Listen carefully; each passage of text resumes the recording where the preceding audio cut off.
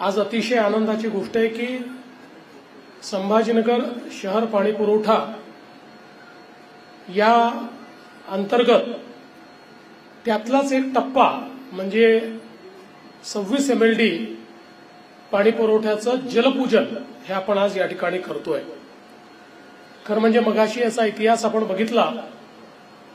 2019 साली संभाजीनगर शहराला नीट सुरळीत पाणी पुरवठा व्हावा या दृष्टीनं आपण साधारण 2050 सालापर्यंतचा विचार करून संभाजीनगरची पाणी पुरवठा योजना सुरू केली होती आणि जवळपास त्या ठिकाणी 1800 कोटी रुपयाची ही योजना त्याला मान्यता दिली।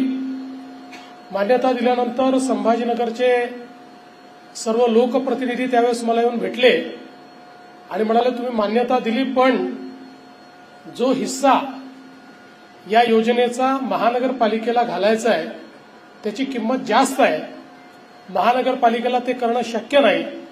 त्यावेळेस आपण एक दुसरा ऑर्डर काढला आणि महानगरपालिकेचा हिस्सा देखील महाराष्ट्र शासनच त्या ठिकाणी भरेल अशा प्रकारचा निर्णय आपण केला।